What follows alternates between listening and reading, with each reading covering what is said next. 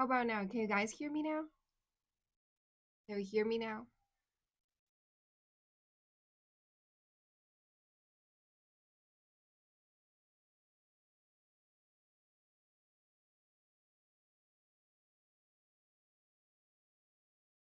Can you hear me now, my friend? Let me see if you can hear me now.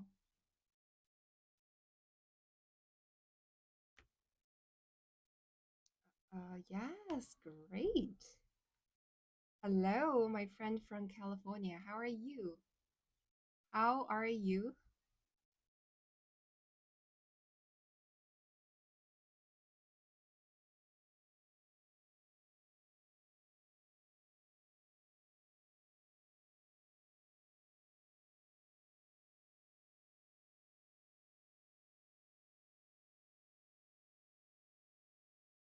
Yeah, good to see everyone today. And I definitely feel a lot better.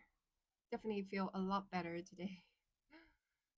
Yeah, because I was like pretty sick over the past several days, and a lot of people were, quite concerned about how I feel about my health situation. And thanks so much for all the people who um cared about me. Thank you so much for that. Okay, let's see.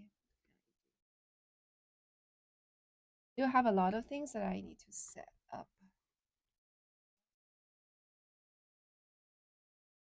to see everyone back. Let's see.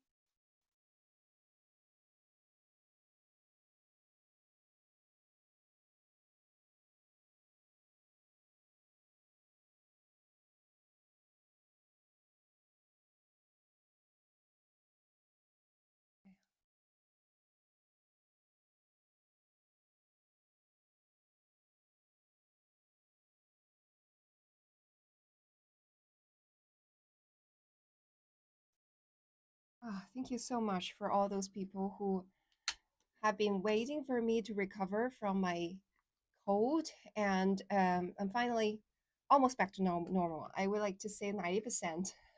Still like coughing a bit, but like almost recovered. Yeah, let me see. Oh my God. Oh, these facilities are so hard to set up. Okay, all right. What a beautiful background. It is beautiful, right? Yeah. So even though I am out there sick, I actually did a lot still trying to renovate the entire live stream room so that you guys feel like this is like pretty refreshing, I hope. Yeah.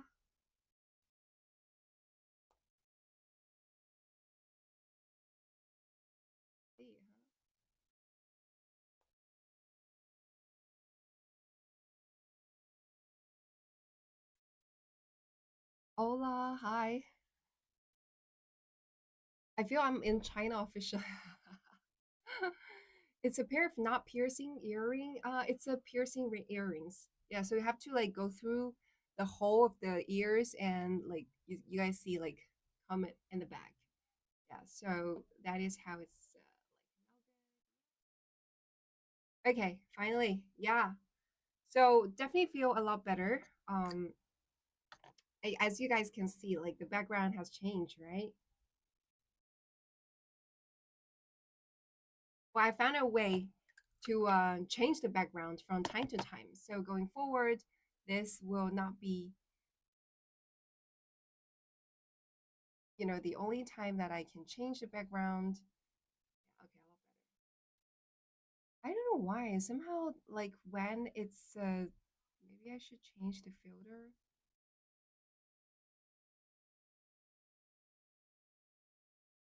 I feel like the screen always look very faded. I don't know.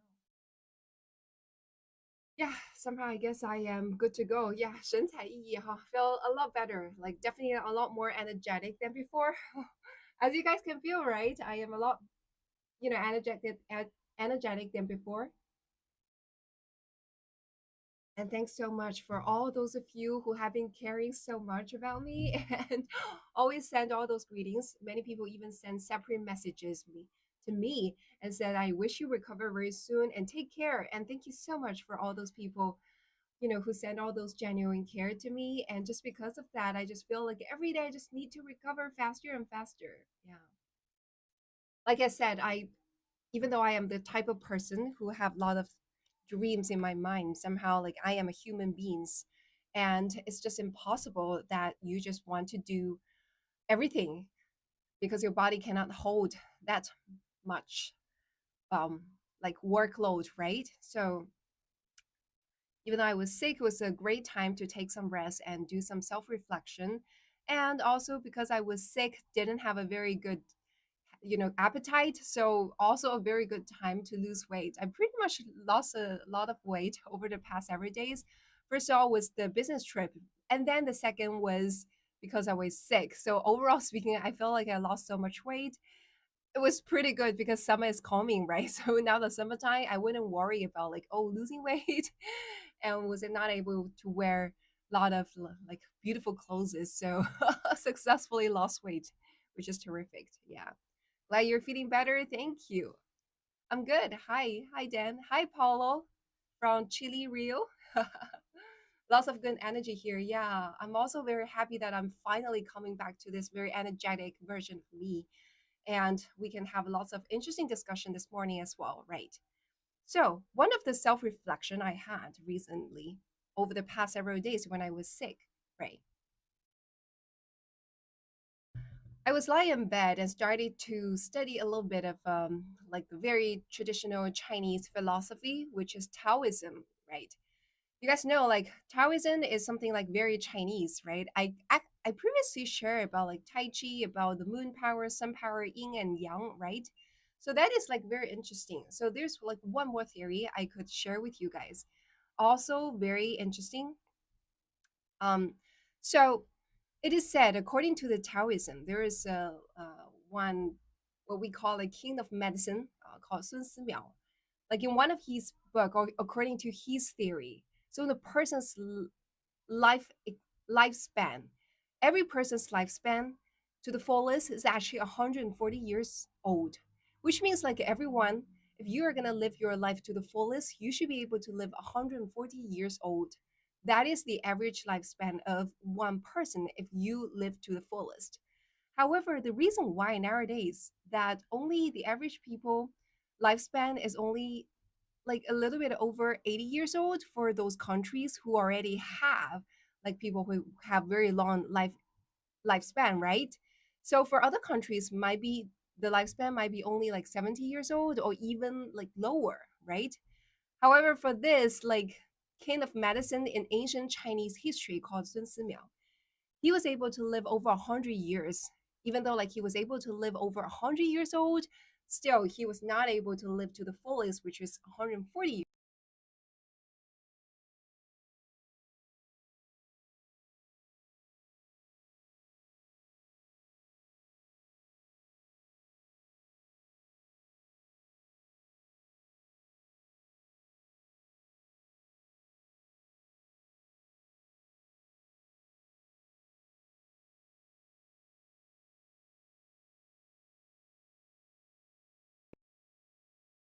Okay.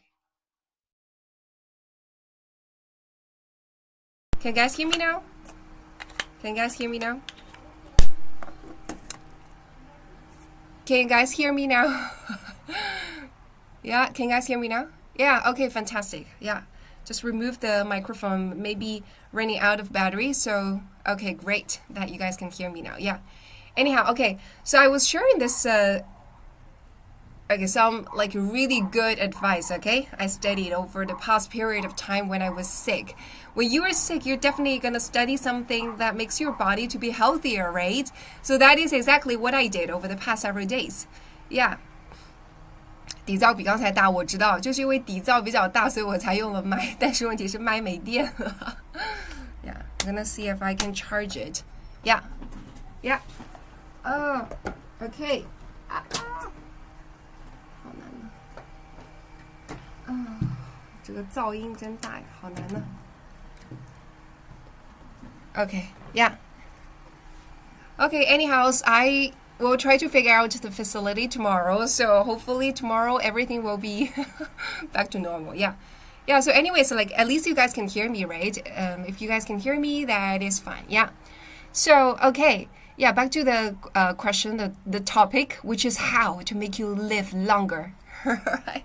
So that is the main thing that I was studying over the past several days when I was sick, right? When you're sick, like I feel like because my body was so weak, every time I work a little bit harder, then somehow I just got sick, right? And so that is why like I spent this past several days really studying like how to make myself live longer and be less, sick, or like become sick less often, because I do get sick very often from time to time whenever I start to you know, work a little bit overload, then I started to become sick. I just felt like if I was sick for so many times in my life, probably that will shrink my lifespan. And I definitely do want to live a very long life, definitely over 80s, right? If possible, over 100 years old.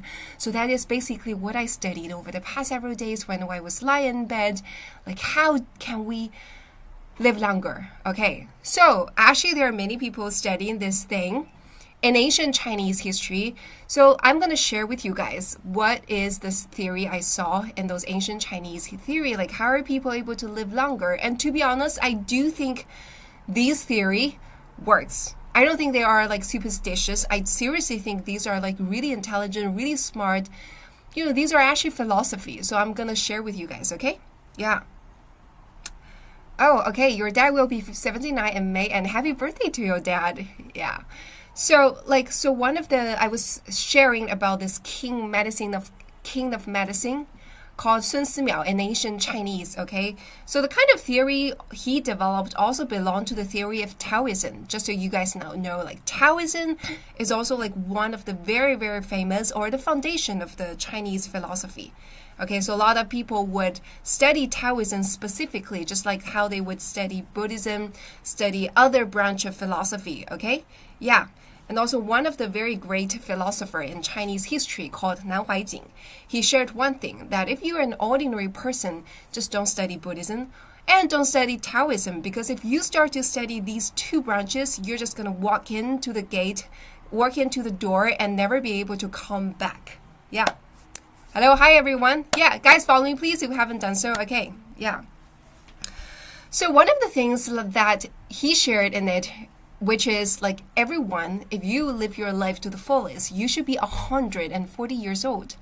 However, the reason why like most of us, like almost like literally nobody was able to live 140 years old is because throughout our lives, we have done so many things that actually from time to time made us, the 140 years old, like become less and less. So what are the things that makes you, like your lifespan goes from 140 years old to lower and lower? There are basically two things like most people would do. 什么？哦。哎呀。OK。好了 ，OK， 可以吗？Yeah. Yeah, so there are two things. There are actually two things that makes people unable to live to 140 years old, according to ancient Chinese wisdom, okay? So what exactly are the two things? Okay, so first of all, the first thing is anger. So like when you become angry, so we have shared before about the moon power and the sun power, right? Like yin and yang in your body. And according to the Chinese, whole theory system, is always about a balance between the moon power and the sun power inside your body, right? Yin and yang. So like there are two things, like one thing that we're going to hurt the yang, which is the sun power inside your body, and the other thing that is going to hurt the moon power of your body, yin, okay? So about the yang, it's about angry. So that is like, if you want to live to 440 years old to the fullest, definitely don't get angry.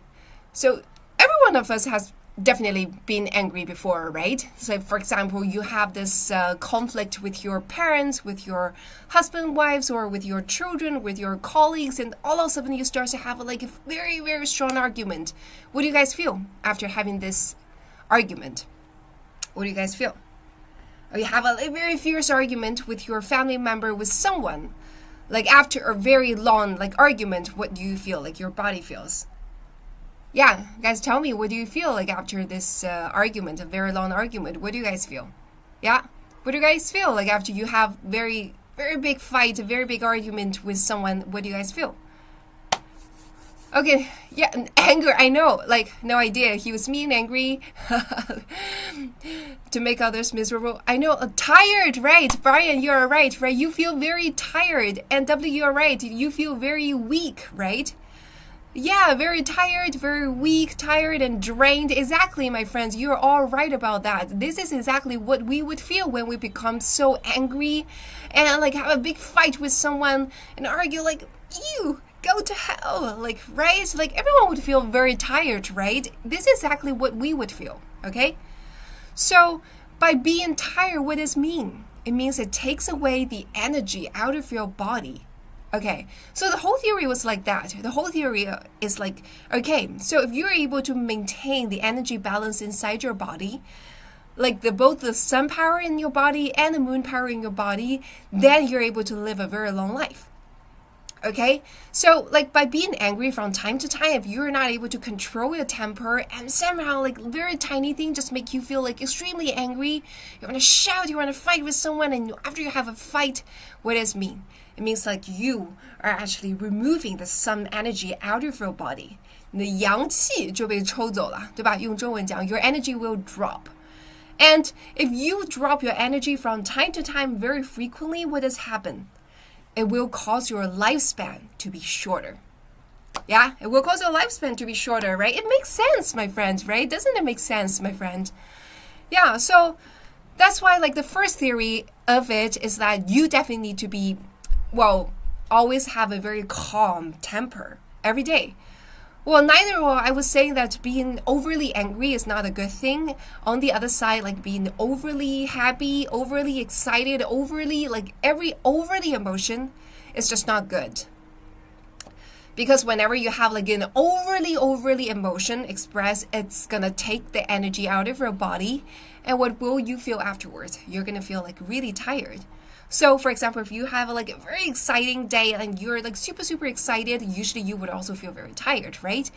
And if you feel like so sad, you cry and cry so much, what do you feel? You would always feel you also would feel like very tired, right? So overly exaggerated emotion would cause us to lose energy in our body. And we just have that much of energy. If you lose like the sun energy by too much, then that's going to cause your lifespan to be shorter. So that's the theory of this Chinese Asian wisdom. Okay, so that's the first thing we mentioned about this, the sun wisdom, right? As the sun energy, right, the side. And there's also about the moon energy, right? So there's another thing that would cause people's lifespan to be like shorter, which is overly think, okay? So relatively speaking, I should have like less problems with losing temper because overall speaking, I consider myself to be a person to be quite patient and don't really lose my temper a lot, okay? Even though over the years I have the tendency of having a relatively worse temper compared to years before. However, overall speaking, I consider myself to be a quite mature and quite calm person that I don't get angry very often, okay? Yeah, so even though like, so that's why like even though I see like people coming to this live streaming, some people would attack me, still like I would like keep very calm and try to just reply back in a very polite way. As you guys can see that I don't get angry very often. So from that side, I'm okay.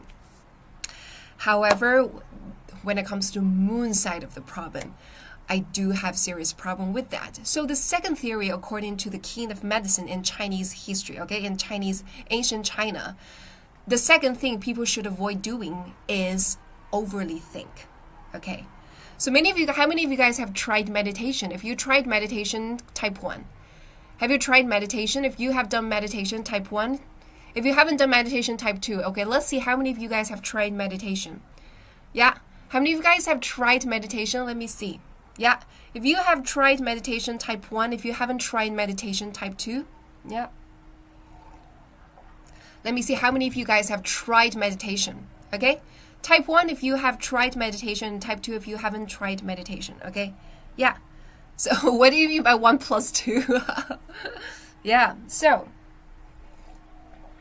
yeah, many people have tried meditation, right? And if you have tried meditation, you must know how hard it is to do meditation. So for those of you who haven't tried meditation and don't know what meditation is, so basically meditation is the art of thinking nothing. So the 101 of meditation for the first lesson of meditation is how to teach you to sit still and just be there and just using the technique of breathing to remove all the thoughts from your brain, right? Literally just to think nothing. For example, by focusing your mind to your nose, to your eyes, to your breath, so that you don't think of anything, right? Yeah, so meditation is about not thinking, so that you could let your brain to rest and so that you could calm down and then have a good rest. So there's a saying that you're able to do meditation for 15 minutes, and that is like the whole night's sleep. There is something saying like that, right? And when you start to do meditation, so my friends, if you guys haven't tried, I know there are people who haven't tried meditation, try it. Once you start to try meditation, you will discover that it's extremely, extremely difficult to do meditation. Yeah, it works. I know it works, right? Yeah, my friend, I also do meditation from time to time, and it really works. So the problem with meditation is that, why it is difficult, like I said, like why is it so difficult to think of nothing? Because your brain is constantly functioning. And especially for example, people like me, like I told you guys before that I am entrepreneur, right? And also like I am running multiple startup projects. Okay, you guys hear it? This is like how I think this is hospital, what's it called? Ambulance, the sound of ambulance. You guys hear it, right? Yeah, somehow, is it same sound as your country, or it's different? Yeah. And guys, follow me please, okay? Follow me please if you haven't done so. Yeah, 这光有点亮，稍微暗一点点。Okay.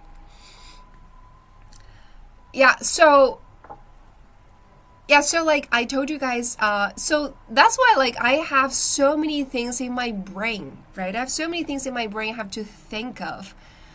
Yeah, so I have to think of, right?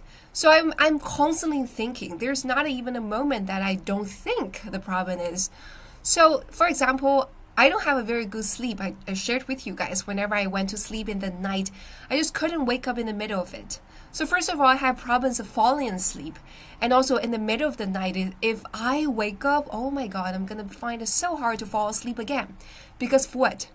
Because the moment I wake up, my brain just starts to think about so many different things. And I have to admit that the best ideas actually come in the middle of night, right? A lot of things would come in the middle of night, and somehow I feel like, oh yeah, I should do this to this project. I should do that to that project, That's the kind of thing that happened to me. However, over the past several days, I studied the theory by the king of medicine in ancient China.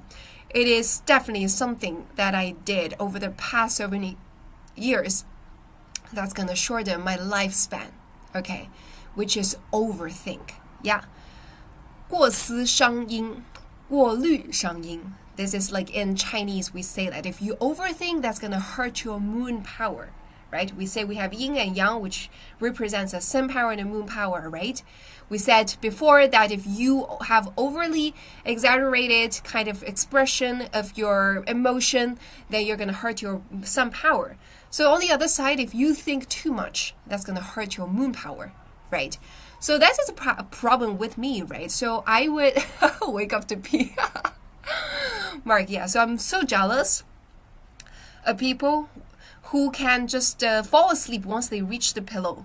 So when they sleep, they just literally sleep. They don't think. Their brain is no longer active. They could just keep their brain to be,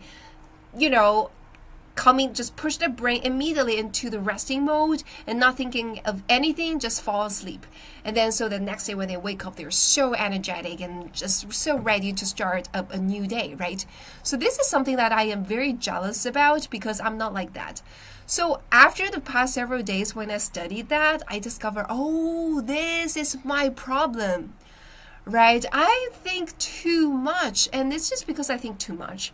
Then I start to have all those problems because I heard the moon power of my body. So I have this imbalance, right? I have too much sun power and less moon power. Have this imbalance, so that is why I always suffer from all those like symptoms. For example, having ulcers, pimples. In Chinese, we call it 上火, which means that you have too much fire in your body, right? We have too much sun energy in your body, then you have like too much fire, right? Sun represents fire. And I don't have enough moon power, and I have done so many things that's hurting my moon power, right? I'll overly think about too many things. And also when you think too much, right? What will happen to you later, my friend? Whenever you think too much, what happen later, my friend?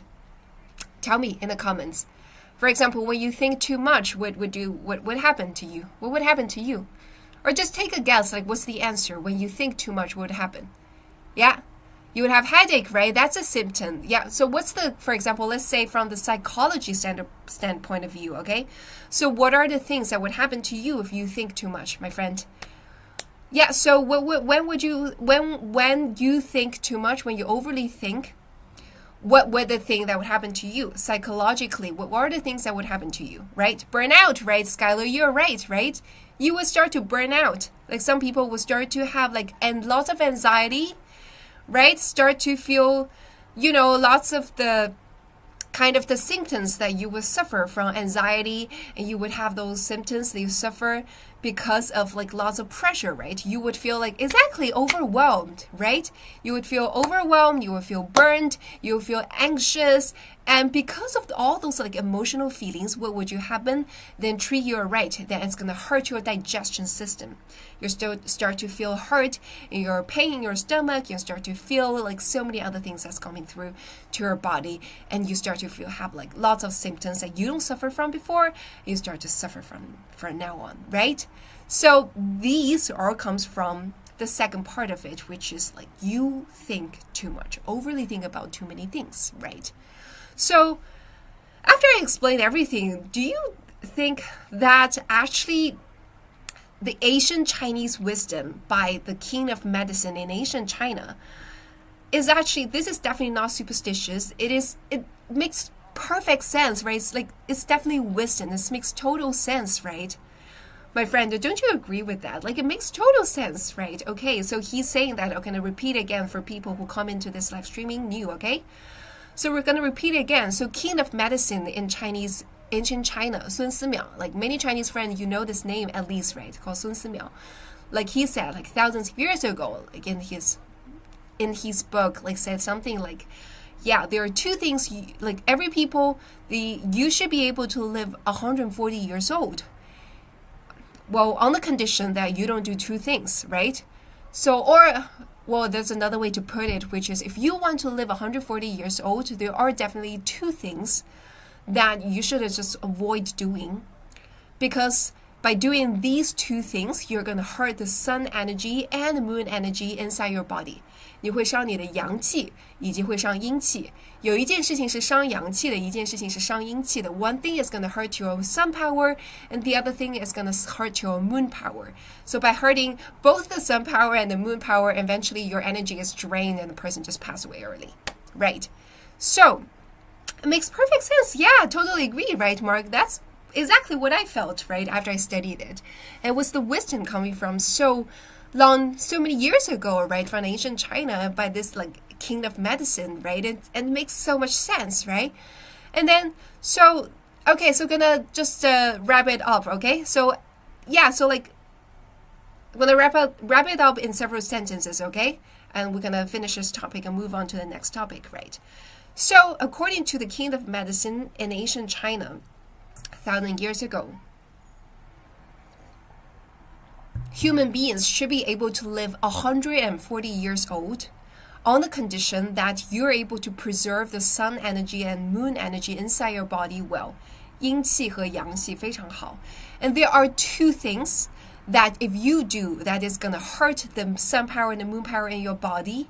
And if you drain your sun power, your sun energy and moon energy too much inside your body, then eventually you would live shorter than you're supposed to do. Yeah.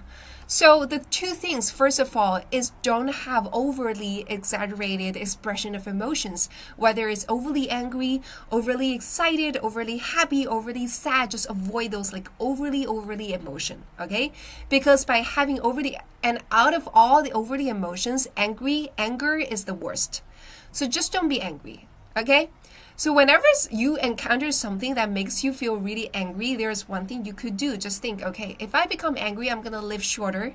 I'm going to live less than I'm supposed to. I want to live a longer life. So I'm not going to be angry, okay? So just count 1 to 10 in your heart, right? Okay, I'm going to just count 1 to 10. After counting 10, I'm just going to calm myself down and no longer feel angry, right? I know like nowadays, like there are lots of problems with mental health issues, right? Especially in the US and also in other countries, right? I noticed there are many people coming to the live streaming and said that, oh, is mental health a very big issue in China? Because here in our country, you know, we have like a huge mental health issue. And somehow, I guess it's because of that, you know, also in China, like we start to have like focus on mental health issue as well. So nowadays you start to see lots of people, especially the young people, maybe because of big pressure, like many other things, factors, start to have a lot of more like anxiety and depression, right? And also people suffer from not only depression but bipolar, right? Anxiety, all those kind of different, you know, mental health issues, right? So the first thing that we probably would just keep telling us, yeah, it's easier to say and harder to do. I know that is why like we need to push ourselves, try harder in order to do it, right, my friend? I know it is hard. However, it is good for the health, good for the body. So that is why we need to push ourselves to do it, right? So that's why I say that whenever we start to feel very angry, we want to, you know, just want to argue with someone. There's actually one thing, and I heard about it. I consider it to be a very good way of doing it. You know, if, for example, if you wear a necklace or wear an earring, or you just have a random stuff, or you could just hold it, okay? For example, I don't have earring, necklace. It would be easier if I have a necklace. Yeah, just hold it and count 1 to 10. Just feel like, okay, this stone is giving me power. I'm gonna count 1 to 10. Okay, after I count 10, I'm no longer gonna feel angry anymore. It does work, okay? It does work. I tried it before. When I become like super angry, I'm just gonna give myself 10 seconds, okay? So it's hard to just count 1 to 10 in your heart, right? However, if you have something like some like object, say for example, if it's a necklace I wear, okay? So for men, you probably can have anything else, like for example, a lighter or whatever, okay? Just hold it from 1 to 10 and count like 1 to 10 inside your heart. Yeah, road rage, right? For example, when you're having a road rage, yeah, so just, for example, you just hold the gear or hold whatever, right? And just count 1 to 10 in your body, okay? So is there anyone feeling angry now? Is there anyone feeling angry now? Okay, if you're feeling angry, if or like you're feeling any emotion that is like too much, too strong, just hold it, okay, and count 1 to 10 inside your heart. Okay, let's try it. You feel like you're feeling a lot calmer, okay, after doing it, okay? It's like 1, 2, 3, 4, 5, 6, 7, 8, 9, 10. Oh my god, after counting 10, I feel like my body is so much more relaxed. Do you feel like you are a lot more relaxed? Do you feel like you are a lot more relaxed? This is what I feel after I counted 1 to 10, right? So whenever you start to feel like so angry or so like somewhere, like, right? Just do this thing, okay? I just share with you my secret sauce, okay? Just don't be angry, because this is definitely gonna hurt, like I said, the sun power inside your body. And, you know, and then it's gonna hurt your energy. Yeah. I didn't express my anger. I think this is an issue. I want to hit a heavy... Yeah, exactly, my friend. That is also great. I mean, you could just use other ways to express the anger. It's just not a normal way to express the anger, right? You just don't like, just don't do that, right? There are so many ways to let the anger go, right? I just said one way. For example, if you don't have like a heavy bag for you to hit to express the anger, to let the anger go, right? So this probably is a better way, right? To calm yourself down and, right, letting the anger go, right? Yeah. So, yeah, so like I know, like guys, I know it is also always not good like to hide the anger. I'm not saying that we need to hide the anger, okay? These are like two different things. Yeah, we see we're actually saying two different things, okay? I'm not saying that you should hide your anger, okay? I'm trying to say we should make ourselves to be less angry, okay? So for example, like I said, if you see someone who, for example, why there are some people who have like road rage, right? 为什么有人会有路怒症? When you see a car passing you by, like some people would just immediately got angry, right? But for some people, they just feel like, okay, yeah, just let this guy pass, right? That is fine. Like just let him drive faster, let him cut in. That is fine. Okay, I'm just gonna drive slowly and just be in my lane. I'm just gonna drive slowly, just take my time, right? You have the choice to be angry or not angry, my friend, right? So that is what I'm discussing. I'm not saying that, okay, when you become angry, you should not release it. I'm saying that when it's at the starting point, when it's at the beginning, you do have the choice. You have the choice of choosing whether you should be angry or not angry, right? Why there are same people sitting inside the same car? There are people sitting inside the same car, right? Why some people would just get angry so easy when driving? Why some people have road rage?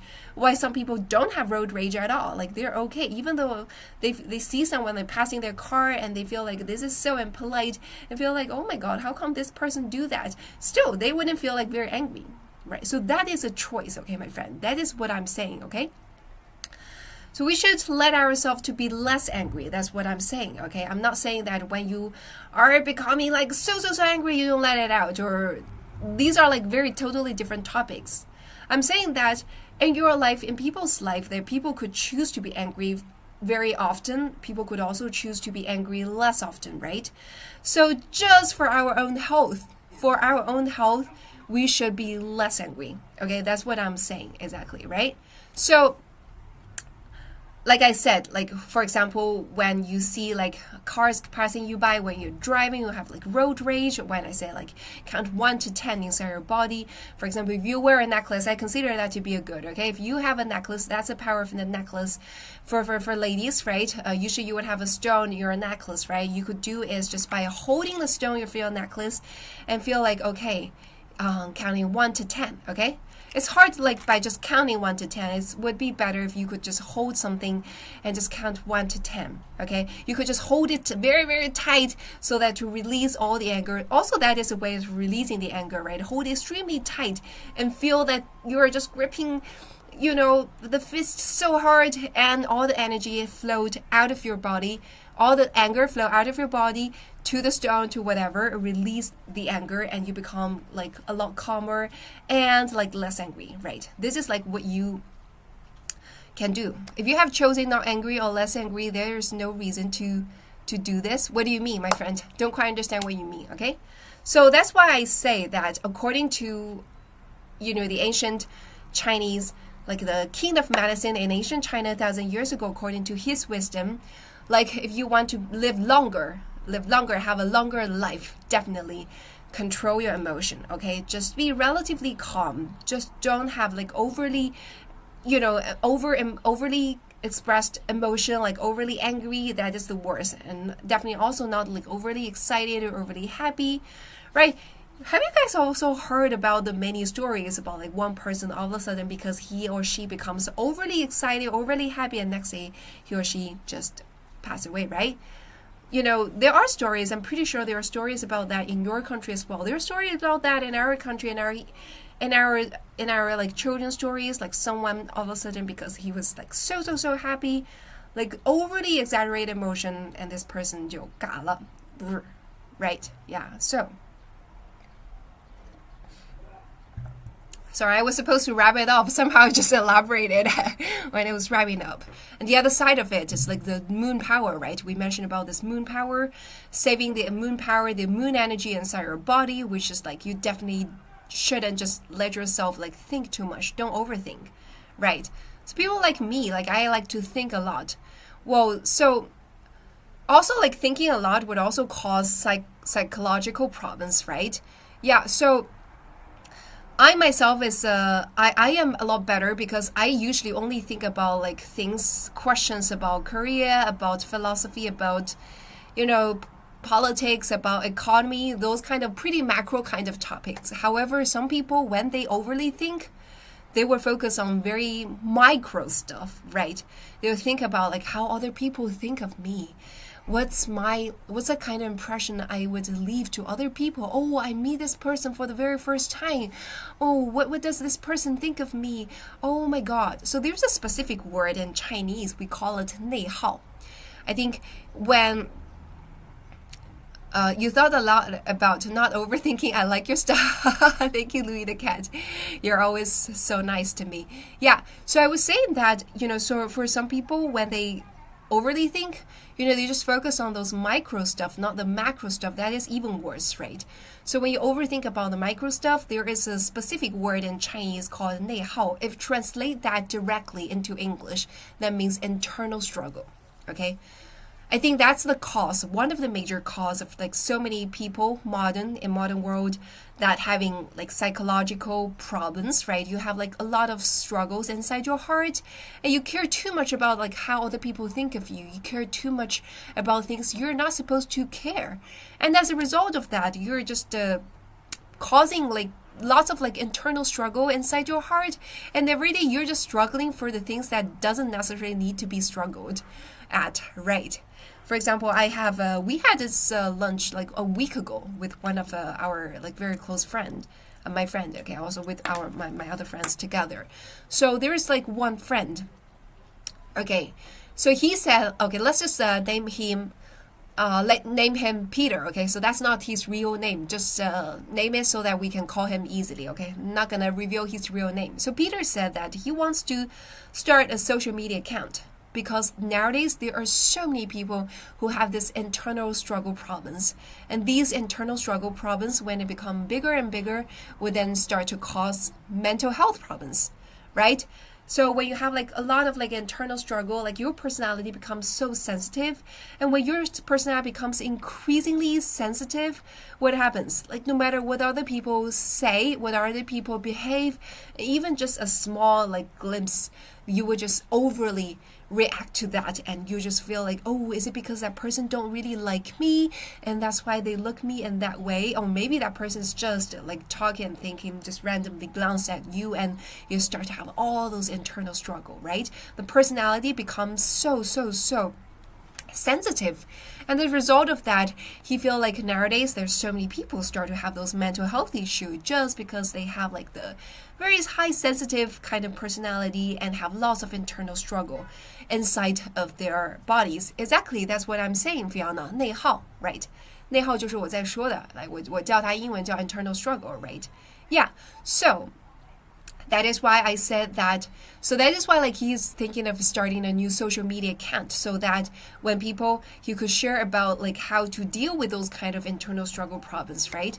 So when you, like I said, when you have like a lot of internal struggles, this is also because you overthink too much, right?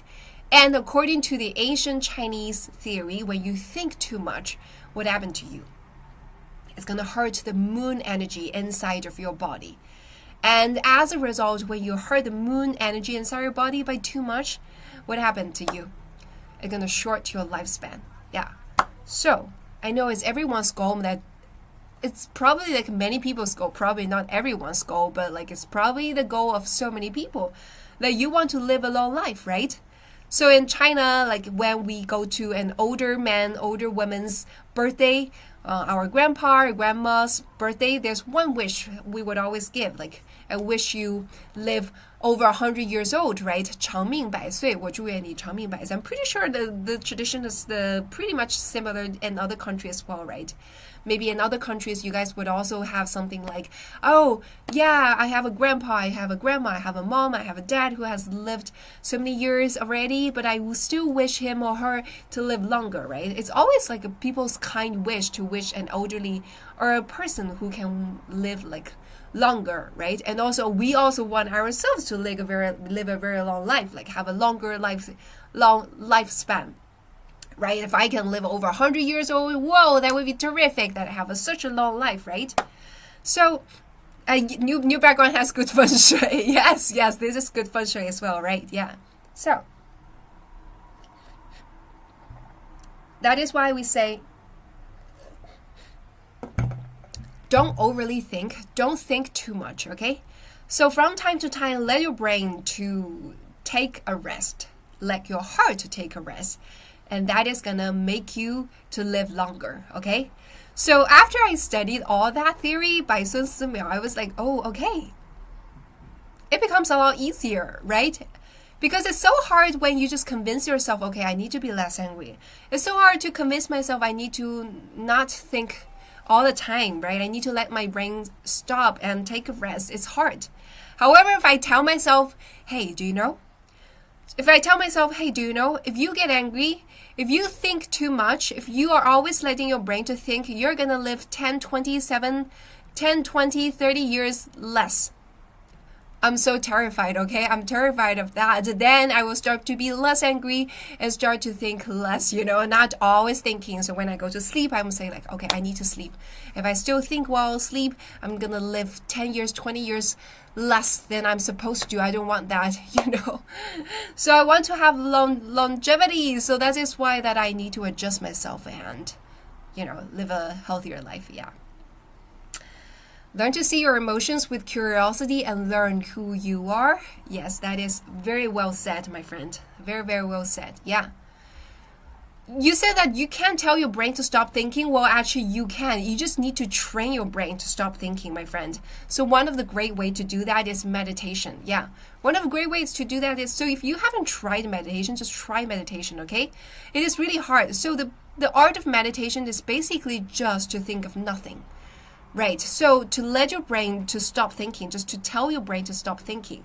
So there are people who are able to do meditation very well so that they could just let the brain rest for longer. For some people, it's just very hard. Like for me, it's extremely hard to do meditation and just to let my brain. So for example, once I stopped thinking for 10 seconds, my brain immediately started to refunction and start to think. And that is why you have to train your brain. So it's not something that you cannot do. It's definitely something you can do. It's just require lots of training, okay? So, for example, every day in the morning time or in the evening time, you could just do some meditation. Like just by sitting there, 我们叫打坐嘛, by sitting there and just by deep breathing, deep breathe out, and just focus your mind to your breath rather than focus on all the kind of thoughts in your brain.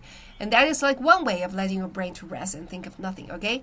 So I have also shared before with people, this is also Taoism, okay? Same as the whole theory I shared with you guys. Taoism, which is a standing meditation, okay? 站桩. For my Chinese followers in the live streaming, how many of you guys have tried standing meditation? 有多少人试过站桩啊？有多少人试过站桩？ This is a standing meditation, okay? If sitting meditation is too hard to do, try standing meditation, okay? That is also the wisdom of Taoism. Okay, that is actually not hard to do, okay? So basically, oh, yeah, great. There are people who tried 站桩. Okay, that is fantastic, yeah. So basically, standing meditation is by doing meditation when you stand. However, you have to do a tiny bit of squat, okay? Just squat a little bit, not squat too much. So the first step is just stand still, okay? Stand still. Like your legs start to apart your legs so that the distance between your 2 feet is the same distance between the shoulders length, okay? The shoulders width. Yeah. So make your feet apart just like this much, okay? And then squat a little bit, and then, you can just, what you could do is you could just put your arm like to the same level of your belly button. So just pretend you're holding a very, very big watermelon. Okay, so that's the right position. Okay, I wish I could show you guys. However, if I stand up, this background is gonna fall, so I cannot do that. But I guess that you guys would already know it, right? Yeah, so also like the make sure your knees point outside, okay? Don't point inside. Definitely point outside, okay? Make your knees point outside. So that is how you're gonna stand, okay? So after standing, you're gonna start to do the standing meditation. So also like breathe in, breathe out, and feel the energy flow inside your body, okay? So it's very interesting, guys. Definitely have a try. My foreign friends, if you haven't tried it, try it. It works much better than works much better than the normal type of meditation, standing meditation. Yeah, so yeah, your arm should always hold. Yes, your arm should always hold, and actually, your arm will start to, to shake, tremble after a while, or your legs will start to tremble if you do it for the first time and you do it for long hours, because it's pretty hard. Yeah, it's like a little bit squat, just a little bit, okay? Don't too much squat, a little bit of squat, and then your back has to be like, how to say, 很挺啊. You have to be very straight, okay? The back needs to be straight. However, your how to say the breast 含胸拔背啊. How to say 含胸拔背? Oh my god, this is so hard. I know how to say everything in Chinese, just don't know how to say it in English, okay? 含胸拔背. So, okay, I'm just gonna show you guys, okay? Even though I don't know how to say it in English, okay? 含胸 is like this. So you have to do a little bit this, okay? A little bit this.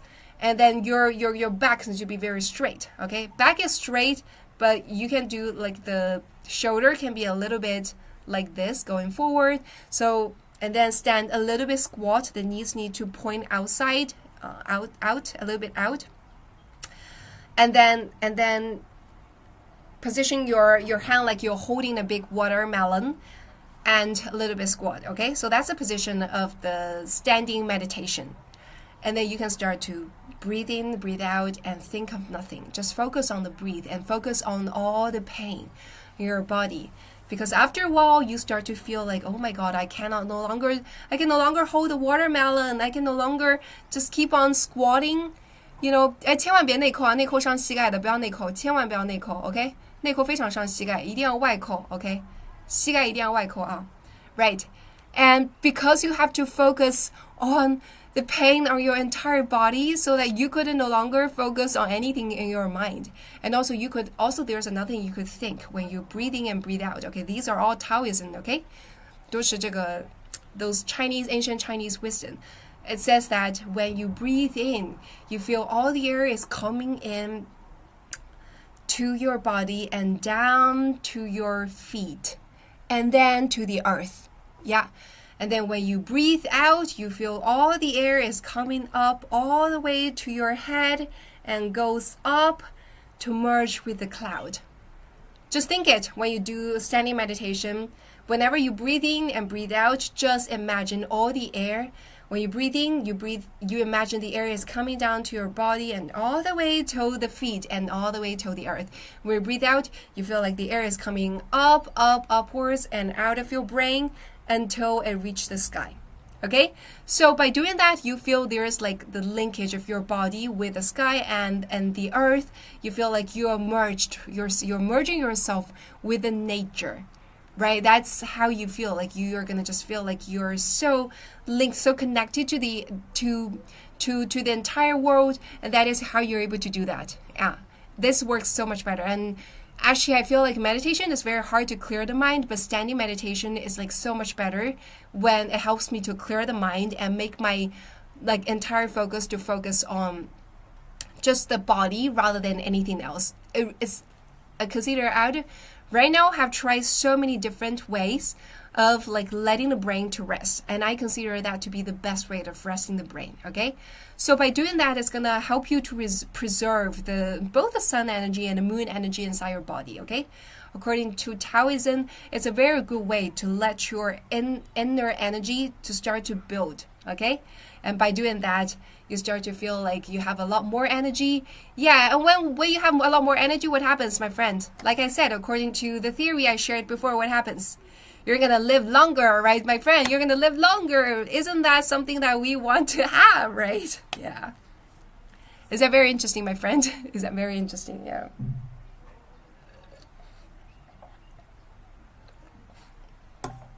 Is that very interesting, my friend? Yeah. I guess many people find it very interesting, right? These are all like traditional Chinese wisdom. So that's why we say like traditional Chinese wisdom are actually literally really true wisdom, because back then we don't have science, right? But nowadays we have science. However, just thinking from the scientific point of view, even though these are just theories, but if you using the modern science to just rethink about all the wisdom theory that those ancient Chinese people shared, they actually makes perfect sense. And they actually, comes up to the same conclusion that align perfectly with the modern science, right, my friend? Don't you feel so, right? 乔安，我们刚才在聊就是这个阴和阳，比如说站桩啊，还有就是你要怎么样去做来去调理自己的身体里边的阴和阳气。我们再来讨论这个还挺有意思。Yeah, this is pretty interesting, right? Yeah, yeah. You agree, right? Many guys are. I see you guys saying yes, right? Yeah, you guys agree, right? And guys, follow me, please, okay? Have you followed me? There, if you are not following me, please follow me, okay? We're sharing, like, definitely very interesting topics in here. Yeah. And also, guys, tap the screen to send in likes if you haven't done so. And also join my team, okay? Definitely join my team if you haven't done it, okay? So there's a button down in here called interaction. You could just press it and then join my team and also send some like yellow tickets so that this live streaming can be pushed to more people's For You page. That would be terrific, okay? Yeah, those who follow. Yeah, follow. Yes, Louis the Cat, you are right. Those who follow me would live longer. So people follow me, okay? Those who follow me will live longer. Yeah. So those who follow me will have a longer longevity. Oh my god, this is so funny. Oh my god. You're so funny, Louis the Cat. I love you so much. Oh my god. I'm so happy you're in my live streaming every day and like interact in such a interesting and meaningful way. I really like it. Really, really like it. Sometimes whenever I share a topic, I would be so looking forward to your comments because you always sending so many like very interesting comments, like makes me really want to laugh. I really, really, really enjoy the interaction with you, Louis the Cat. Yeah, thank you so much for that. Yeah. Yeah. Yeah. And yeah, don't talk, you're right too. So for those of you who follow me, you have no problem to live 140 years old. Yeah. So that is why you need to follow me. I just shared the secret of how you should live 140 years old. So that is why like you guys need to follow me, because those who follow will live longer and those who follow will live 140 years old. Do you want to live 140 years old? If you do, follow me. Oh, this is so funny. This is hilarious. Yeah. I'm introvert. Oh, thank you. That is beautiful flower. Thank you, my friend. Yeah, thank you. Thank you, XCB. Thank you so much. Yeah. Okay. Definitely, we're having many new followers. That is fantastic. Okay. Yeah. So I'm gonna share another very interesting thing. Okay. We all know about DeepSeek, right? How many of you guys have used DeepSeek? Yeah. Type 1 if you have used DeepSeek. Yeah. Type 1 if you have used DeepSeek. Type 2 if you have not used DeepSeek. Type 3 if you have never heard of DeepSeek, okay? My friend, if you have used DeepSeek, type 1, okay? Type 1 if you have used DeepSeek. If you have type 2 if you have not used DeepSeek. Type 3 if you have never heard of DeepSeek. Yeah. Okay, at least nobody type 3. That is fantastic, okay? So quite many people have already used DeepSeek, right? So for those of you who haven't used DeepSeek, can definitely try use it by doing one thing, okay? We have shared a lot about like the sun energy, moon energy, everything, right? Taoism, right? And one of the greatest wisdom of Taoism is called I Ching, right? Which is a whole theory about how to do fortune telling, right, in Taoism, Chinese wisdom. This is a whole theory. So after studying it, when I was sick, I did something very interesting. Okay, I asked DeepSeek. So I told DeepSeek about my date of birth and time of birth, okay? And I said, DeepSeek, could you analyze my life? And also I gave DeepSeek my date of birth and also my husband of date of birth, right? DeepSeek, and said, hey, can you actually analyze whether we are a good match or not, right? 我们算八字嘛 right? 我们不是说八字嘛？豆包跟 DeepSeek 还是不太能比了 ，DeepSeek 好用太多了，我觉得 DeepSeek 比 ChatGPT 都好用 ，my friend. Yeah, I think like DeepSeek is even better than ChatGPT. That's what I feel. Yeah. So what I did is I played with DeepSeek and I said that, okay, I told DeepSeek, so this is my date of birth and this is my husband's date of birth. Could you please just from I Ching, from Taoism standpoint of view, do a 八字 analysis, like to see whether we match, right? And also, I shared before about like Chinese people, how we name our babies, right? For example, some parents, when they have a newborn, the way they name their babies is that they send the date of birth, the time of birth of their babies to a feng shui master, a big master, right? A I Ching master, a Taoism master, and then ask the Taoism master, okay, what do you think about my baby? What kind of energy is my baby lacking, right? What's the elements my baby is lacking? And what should we name the baby so that, it can have like more energy that he or she's lacking, so that he or she is gonna have a smoother life, a better life, something like that, right? Yeah. And nowadays you don't need to find a big master. You could just find DeepSeek, right? Actually, DeepSeek is pretty accurate. Yeah, 来自 native speaker 的认可. Oh, thank you, my friend. 我是美国人 I can't even speak as fast as you.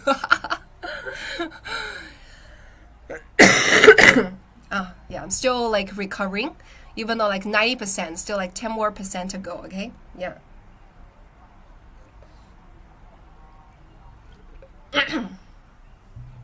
That's why, guys, you need to follow me, okay? I'm trying so hard to do this live streaming, even though I'm still not fully recovered, but I'm still in here, right? Sharing so much to you guys in the live streaming, right? Yeah, so DeepSeek is actually pretty accurate when it comes to telling you about those kind of, to analyze what we call in Chinese called 八字, and it also analyzed about the relationship between me and my husband simply based on our date of birth and our personality, and what's the potential problems between our relationship, and like how well we would go, everything. And it's so amazing. It's so accurate, my friend. It is so accurate, my friend. My goodness, I was like so shocked, right? So people who has been in my live streaming for long, you could pretty much tell what the personality I have, right? So according to DeepSeek's analysis, okay, so I have a lot of fire. So we have shared before, right? So there are like altogether 5 different elements, right? 金木水火土, right? According to the Asian, especially the Taoism system. So which is like metal, wood, water, fire, and earth. Altogether 5 elements. So it's all about the balance between among the 5 elements, right? If you have like too much water, it's not good. You have too much something, it's not good. But if you have like too little something, it's also not good, right? So DeepSeek, this like analysis of the 5 elements I had, so it says that I have a lot of fire just based on the date of my birth, okay? So I have a lot of fire and a lot of metal, I think. But I don't have a lot of water. I have like very little water. I'm lacking water, okay? So DeepSeek also said like my husband, he has lots of water and also lots of wood. So somehow like he has something that I don't have, yeah. And also he has lots of wood and I have lots of fire, which means that my fire can burn his wood. So which means that I am actually very good for him because my fire could burn his wood because he has lots of wood in him, and that is gonna, so we can actually be like a very well-matched couple, something like that. And also DeepSeek analyzed like my personality to be like very lively. You guys can tell like I'm a very lively person, very outgoing person and extrovert, right? And DeepSeek analyzed and said that I'm actually a very extrovert person. I'm very outgoing and very lively, 就是性格很活泼哈。然后很有热情. So DeepSeek analyzed it just by reading my date of birth, time of birth, right? And said like my husband has a personality that is pretty calm. So we are actually a pretty good match, you know. And oh my god, I was so astonished. I was so amazed because that is so accurate, my friend. That is so accurate. Yeah. So, my goodness, this is amazing. If you haven't tried it, you should try it too, my friend. Definitely try it too. Just talk to DeepSeek and just tell like, hey, DeepSeek. So like because I'm Chinese, I said like when I was sick over the past several days, what I did is I studied a little bit about like Taoism, like I Ching, those are the Chinese kind of analysis system, right? Wisdom, Chinese, Asian wisdom, Chinese analysis, right? However, for you guys, what you could do, you could use your Western system, right? For example, the horoscope. You guys could also tell DeepSeek your date of birth and say like, hey, DeepSeek, can you tell me what is my luck for this month? Also, can you tell like whether I am a good match with my husband or wife or boyfriend, girlfriend, just by feeding DeepSeek the date of birth of you and just tell him, okay, I want you to analyze from the horoscope, point of view, something like that. It is like very, very interesting. And to be honest, like at least for the I Ching, maybe you could ask GPT for that because that's Western system, right? For horoscope, but for the Chinese system, definitely ask DeepSeek. From my experience, by asking DeepSeek about like, hey, can you analyze everything using the Chinese system, 易经八卦八字, it is pretty accurate, my friend. Yeah, a little bit scary that AI knows so much, right, my friend? But AI does. So I was like, oh my god, there's no way, right? I was just basically just trying it for fun. I was definitely just trying it for fun. Somehow it was so scary that it actually gives me answer, and the answer is so correct. So maybe next time, probably there's one more occupation, which is fortune telling. I just felt like with the help of DeepSeek, I could be a fortune teller myself, right? I could just sit there. For example, what I can do is maybe I can just open a booth, okay? I just open a booth and having someone come over, and I don't show my face. There's a curtain in front of me. People can hear my voice, but they couldn't really see me because behind the curtain I have a laptop, and I ask questions to this person, and no matter what he or she answers me, I'm just gonna type into the DeepSeek and see what kind of answers DeepSeek give me, and I'm gonna say, oh, I'm doing the fortune telling for me, Yeah, so we know that AI will take away of many jobs in the future, right? We said that, okay, AI might take away the jobs of designer because AI can design so many great things, right? Photographers, and also there's so many jobs. Like never comes to me, it never occurs to me that AI might potentially also take away the job of fortune tellers. And this is what I did. I just tried for fun and asked DeepSeek about like the fortune telling or those kind of things. And I discovered that, okay, oh my god, so DeepSeek might also take away the job of fortune tellers as well. That is so interesting. Yeah, my guys, this is like very interesting. Yeah, this is not Wizard of Shanghai, it's a Wizard of China, my friend. A Wizard of DeepSeek is the wizard. I am not a wizard, my friend. This is like so interesting, my friend. Okay, so promise me after the live today, try talking to DeepSeek. Yeah, it's pretty interesting. Yeah, so later on, I also tried giving the birthday date of my parents to DeepSeek, and also the birthday date of other couples I know to DeepSeek. And just so you know, so because at the very beginning, so the kind of the answer DeepSeek gave me about me and my husband is pretty good, like saying something like, oh, you guys are a pretty good match, so but there's only one problem with you guys, which is about blah blah blah what, so you guys need to be very mindful of that. And then once that is done, like you guys are gonna have a pretty smooth relationship, something like that. I was like, oh, you're saying so many nice words. Like you guys many of you guys must have the experience of going to a fortune teller, right? So sometimes a fortune teller will just say all those nice things to make you happy, so you're willing to pay, right? Nobody likes to hear about like bad news. Like everyone just like to hear good news, right? So that's why I feel like, is it because DeepSeek is also trying to make me happy? So that is why DeepSeek is only telling me the good thing. So I tried inputting other couples kind of date of birth and feed it to DeepSeek, right? So other couples in the family that I know, right? And the truth is that it doesn't always give the good answers. It's not like DeepSeek wouldn't say like every couple I give to it, he would say like, oh, these are nice couple, these are nice match. So it does say that, okay, this is actually a mediocre match. Oh, that is actually a bad match. Because the problem is, oh, this person has too much of metal and too much wood, and that person has the same element. Oh, so as a result, they probably would have a lot of fight, etc., something like that. So then I discovered, okay, it's pretty fair. So DeepSeek is pretty fair. It's not actually not flattering me. It's like it does have some thought. It literally does know about fortune telling or about all those kind of 八字 analysis. So that is why it gives like good answers and bad answers from time to time. Oh, this is not replay, my friend. Yeah. So now it's not replay.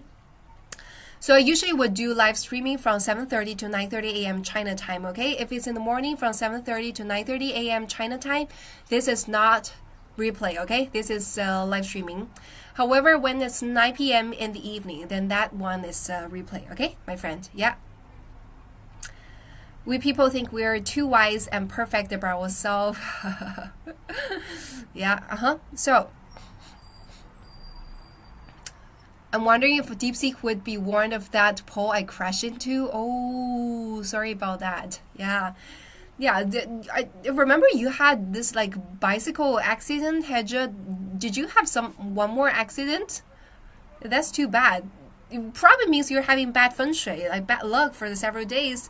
You probably should talk to DeepSeek about, hey, what's going on? Like for now, right? Why am I suffering from so many accidents? Is there something wrong about me? What are the things I should do in order to change this period of fortune to be like more lucky? Something like that. Yeah. Can you speak with British accent? Want to unlock London accent? I could speak London accent before, but now it's like haven't really practiced for long, so really couldn't really speak it very well. So before I was able to speak very good British accent. Yeah, so my American friends were very amazed about my British accent. Somehow, like nowadays, I no longer, because American accent is so much easier to say than British accent. Yeah, so I have to, for example, if I just keep myself in a room and watch British drama from BBC's for 1 month, I'm pretty sure I'm able to pick up the British accent again. However, I wouldn't do that. I don't have any time to do that, so that's why that I couldn't go back to the British accent. Yeah. However, from time to time, my friend, from time to time, you would hear like certain words I would use British pronunciation to pronounce it instead of American accent. So that's the kind of legacy of the British accent I picked up when I was little. Yeah, because I studied the Oxford textbook, 牛津英文, Oxford English back then. So, well, actually, I was exposed to the British pronunciation environment when I studied English when I was little, right? So, and also I studied my master's degree in London, so that's why I was able to pick up London British accent. However, American accent is easier, so that's why later on I just switched to an American accent. So that is basically what happened. Yeah. Yeah. I love it, but I'm American accent brain. Yeah.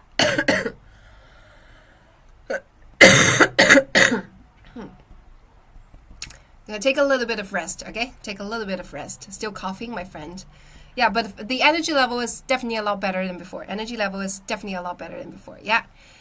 And happy to see you feeling better. Thank you, my friends. Yeah. And guys, follow me, please, okay? Follow me, please. Yeah, 在坚持吃药呢，但现在已经好很多了，已经病了1个星期，终于快好了。I can't really, I can't wait. Yeah, I use I can't, right? I don't use I can't, right? That is British accent, my friend, right? I can't really, I can't wait to recover. Yeah, I can't wait to recover soon. Yeah, fully recovered. Yeah, my friend. 哎，确实啊，谁在乎英英美音啊，对吧？只要说得明白、听得懂就行了嘛，真的。Yeah. How would you compare British etiquette with Chinese etiquette? Very different, my friend. Very different. British etiquette, so, for example, I feel like the British etiquette is around like being gentleman, like like for example, gentlemen will need to open the door, car door for the ladies. Chinese etiquette is very different. However, nowadays we don't have a lot of etiquette, not like in the Asian time, right? In Asian Chinese, there's lots of etiquette. When I meet someone, I have to bow, right, and do this thing. Like nowadays, no people do that. Everyone just like hi, like pretty American style. Yeah, except that we would still bow a lot more than Americans. So apart from bowing, the rest are pretty the same. When we say hello, hi, it's always like that, right? Unless it's like seeing someone who's like very senior, then we will like start to bow. That is like, I think bowing is the only thing that is very Chinese. Yeah. 美音的 can 和 can't 很难区分，对，是的。Yeah, 对的，美国感觉更口语化，所以 that's why I actually start to use American accent. Yeah.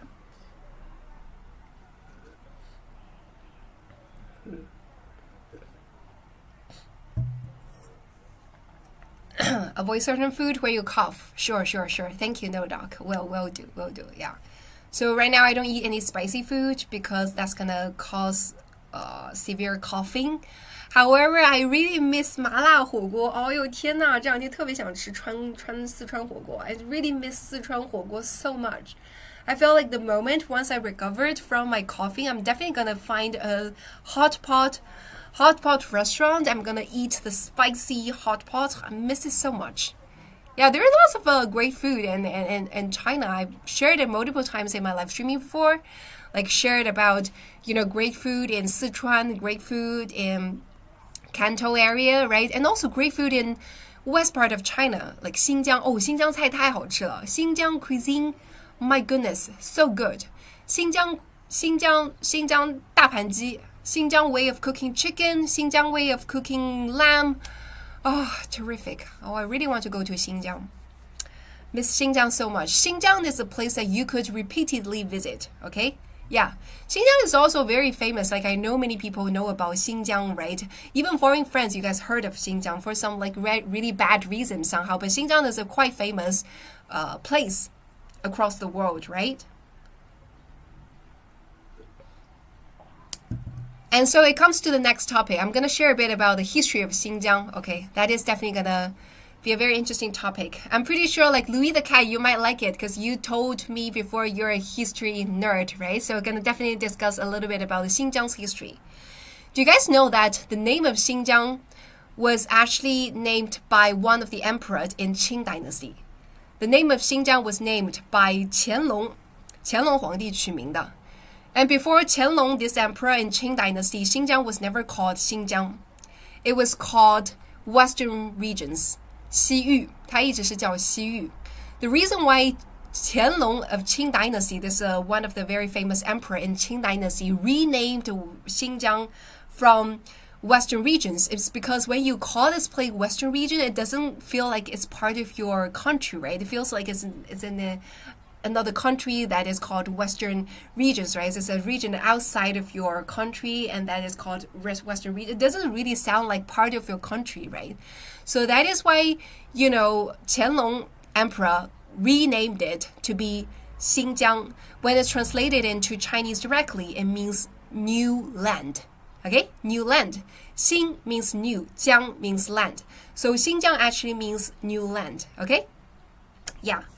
So if we look at the history, so when in very, very ancient time before Han Dynasty, we know like in China we have so many dynasties, right? We have Han Dynasty, 然后不好意思说中文了哈。So we have Han Dynasty and all the way later then it's like 隋唐宋元明清, right? Like we have like different dynasty. Like in each dynasty, China was ruled by different people, right? And then inside every dynasty is always ruled by the same people with the same surname, right? Like very similar to the European system, right? You guys like, for example, have, for example, for British, you have like the Tudor dynasty, right? It's always ruled by the Tudor family, right? Same. So in China, like in different dynasty, China is always ruled by like different families, right? So for example, back then in Han, before Han, Xinjiang is not part of China. Xinjiang was not part of China, okay? Yeah, so back then what happened in China was that China was, or we call it the main plains. Zhongyuan, okay, the central plains of China, or the China back then in before Han Dynasty, was always invaded by one ethnicity people called Hans, 匈奴人. Yeah, all Chinese people know about that because we have seen so many poets writing poems about, we were attacked by all the Huns, we're gonna attack back, something like that, right? 中国有很多的历史的诗歌都是讲中国被匈奴侵略怎么样去保家卫国的，对吧？ Right, we know about that, Chinese friends, right? So back then, China, if you look at the map of China, okay, so the Huns are actually in the north part of China. Nowadays, it's the Mongolia. So the Huns, they live in Mongolia areas, and they are the nomadic people. What does nomadic people mean? It means that they are the people who live on the prairie, on the grassland, and they don't live very fixed on a certain piece of land, and they grow farms, grow vegetables, just like the people in the central area of China do, right? In central area of China, people would just stay in their own home, have a piece of land, grow vegetables, and they would build house, build buildings, build homes that they can live in, right? So for the nomadic people, they don't have a very fixed home. So basically what they do is they just ride their horses, their cows to one place when the grassland is have lots of grass, and they're going to just set up their camp and live there. And after this season, once their cows and horses have eaten all the grasses in this land, they're going to just move right to another piece of land where there are a lot of greener grass, and they're going to just be there and, live there. 这个叫游牧民族嘛，对吧？大家是不同的地方去游走，不会住在一个固定的地方 fixed group. So for the nomadic people, what happened to them? To the Huns, 匈奴人, nomadic people, what happens to them is that they don't have enough resources. So the kind of logic behind their way of living is that, I'm gonna just take from others rather than I'm gonna grow everything myself and just feed myself, right? It's not like that. So back then in ancient China, we always have this problem of having the Hans people always coming to invade China. So whenever they ran out of the resources, they would just invade China and attack the cities that's very close to them and take away the food, the money, the vegetables, everything, and go back. And they kind of just last for a period of time, and once they consumed everything, they would just come back, attack, and take everything away, do it again. So you guys have always heard about the Great Wall, right? So the Great Wall, as a matter of fact, was built in order to avoid the attack from the Huns. So that is why Great Wall was built, okay? So you see the Great Wall in China, if you look at the map, you see the Great Wall. So basically, the Great Wall, north of the Great Wall, are the places that is actually constantly invaded by the Huns. So that's why ancient Chinese people have no ways, but they have to build this Great Wall in order to avoid the attacks by the Huns. 对啊，要预防匈奴人的侵犯. Okay. Yeah, so a bit about that part of history, right? So the Huns are so good at fighting, right? So who are the Huns nowadays? I've actually studied it. So who are the Huns nowadays? So part of the Huns have already merged with the Chinese people, right? And part of the Huns are actually in the Hungarian. So, well, actually, they're saying that Huns, the old ancient Huns are actually nowadays, they're saying the Huns are Hungarian people. They're also saying that Huns are Mongolian people. So not sure whether it's Mongolian people or the Hungarian people. Maybe some are becomes nowadays Hungarian people. Some become nowadays Mongolian people. But anyways, no matter it's the Hungarian people or the Mongolian people, one thing they share in common is they're really good at fighting a war. Have extremely strong military force. That was something they're really good at. Okay, so that's why ancient Chinese people definitely not very good at fighting with the Huns. Okay, so if you look at the map, right, so the Huns live in nowadays the Mongolian area, right? So beside them there's another area. Then this is the modern Xinjiang. Back then it was called Rouzhi. Yeah, Rouzhi. Yeah. So in Han Dynasty, was an emperor called Emperor Wu of Han, Han Wu Dadi, right? So he always wanted to fight against the Huns, always wanted to just push the Huns away from China. So that is why he sent a very famous ambassador in the Chinese ancient history called Zhang Qian to travel to the west, the northwest part, to visit Rouzhi, which is now today Xinjiang, right? It was a pretty long way. So why, like Zhang Qian traveled all the way to Xinjiang, and that's how he was able to open this road, what is the famous road called Sichou the Silk Road, okay? So when Zhang Qian, sent by Emperor Wu of Han, traveled from Xinjiang, from central China all the way to Xinjiang, and that he was able to open up this Silk Road, finally reached road, back then was called Rouzhi, but now it's called Xinjiang, right? Because Xinjiang people also really hate the Huns back then. Rouzhi people really hated, yeah, 河西走廊, exactly.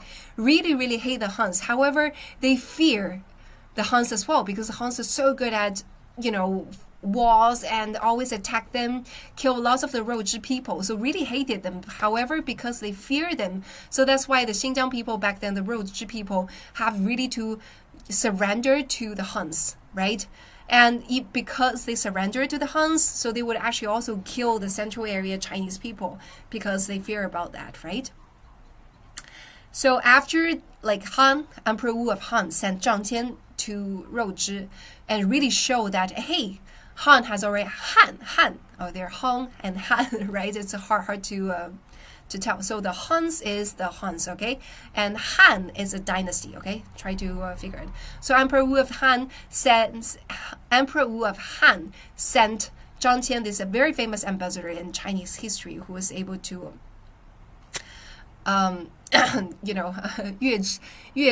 我知道，就是但是好像正确的读音是叫做肉汁吧 ，Yeah. Anyhow, so sent to Xinjiang and was able to form an alliance with Xinjiang back then. Xinjiang discovered, okay, so I'm no longer alone. There is such a big and powerful country out there called Han, and they are able to form an alliance with us, and we can together fight against the Huns, because Huns is both the enemy to both of us. So actually it's during Emperor Wu of Han that was the first time that Xinjiang became part of China. So before that, Xinjiang was never part of China. Yeah. So 这个汉武大帝去做了一件事情，就是去把这个跟西域这条道打通了以后，就把西域变成了中国的一部分嘛。So Emperor Wu, one of the biggest achievement by Emperor Wu of Han is that he was able to, make Xinjiang, this part back then was called Western regions. Yeah, Western regions become part of China. And that's like how everything was formed. So Xinjiang in the history, first time became part of China. Yeah. So together fighted the Huns, and during Emperor Wu of Han was a time that attacked the Huns and made the Huns just go away. No longer a lot of attack to the main central area of China. Yeah. What year is that? Well, 看一下 what year is that? I definitely need to take a look. 汉武帝是哪一年啊? What year is that? I'm gonna take a look at it. Yeah. 汉武帝是哪一年的? 我来看一下. Yeah, let me check which year is that, okay? 汉武帝是156 to 87 AD, I think. That's the time period of this Han, Emperor Wu of Han. Yeah. Yeah, ask DeepSeek. Yeah, ask DeepSeek. Yeah, DeepSeek it. Exactly. Everything DeepSeek it. Yeah. So, oh, there's another great question. Did you ever had emperors or just emperor? We had one empress in history called Wu Zetian. Also very legendary woman, okay?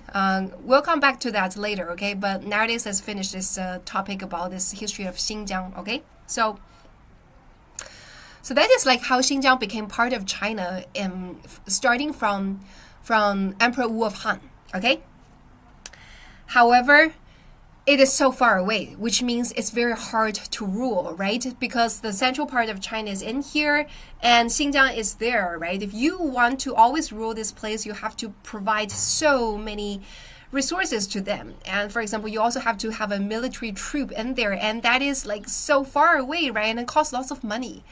So if you look at the history of China, so from time to time, Xinjiang become not part of China and become part of China really depend on how powerful China was in ancient Yeah, 西域都督护府. Yeah, you know about that, Daniel. Yeah.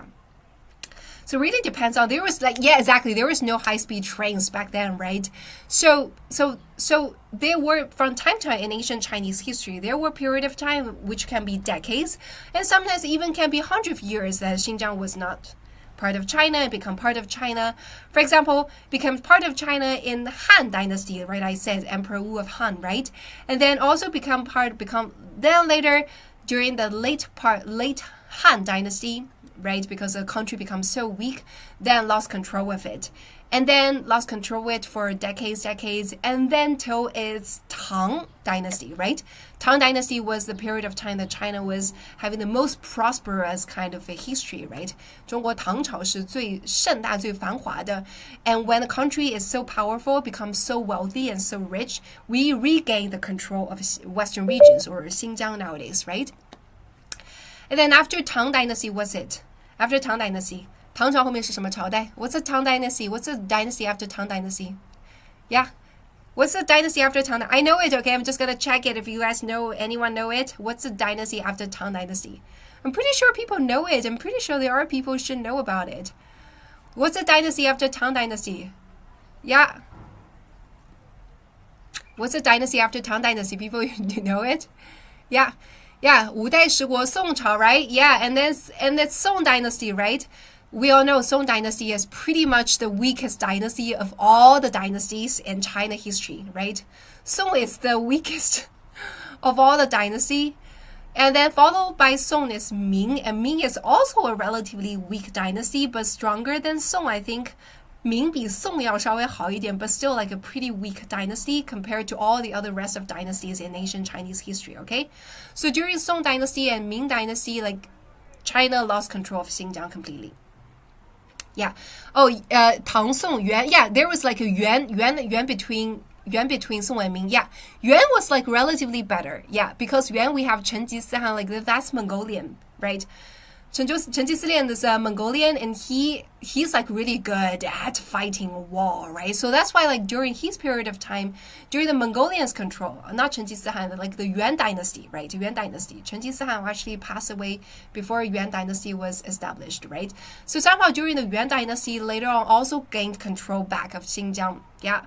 And it becomes Ming dynasty, also a very weak dynasty, so lost control again, yeah. And then it becomes Qing dynasty.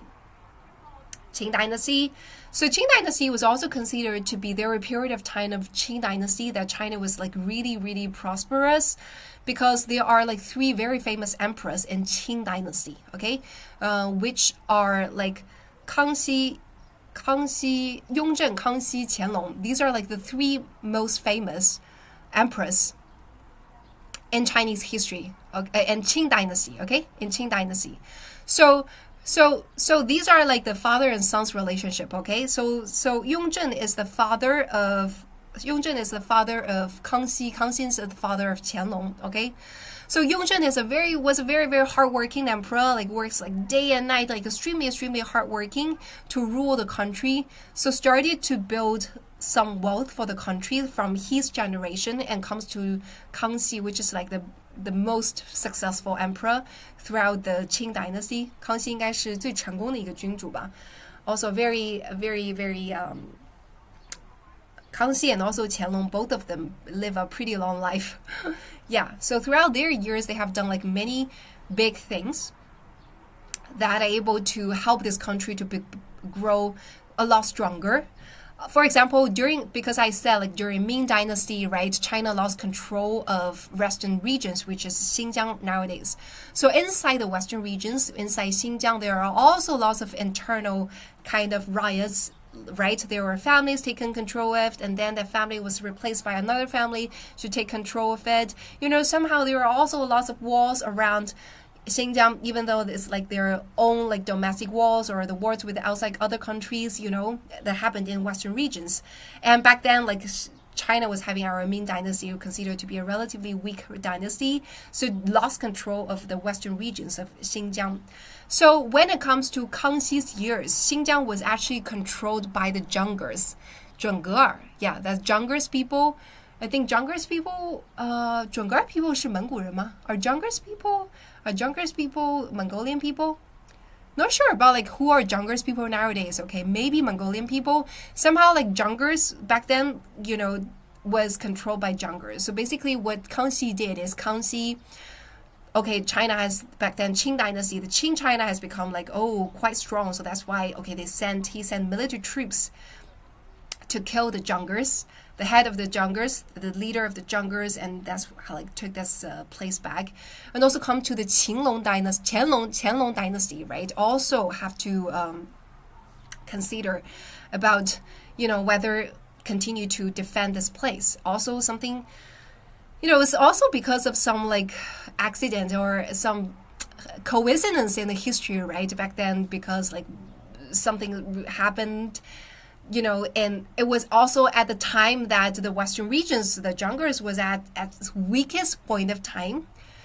So, and China, mainland China, the big central China was actually at its like peak time. So the peak China and the weakest Western region is Xinjiang time. So that's why like the central China was able to send the military troops and took control of that area again. So becomes part of China. So starting from Qing dynasty up till now, Xinjiang has always been part of China.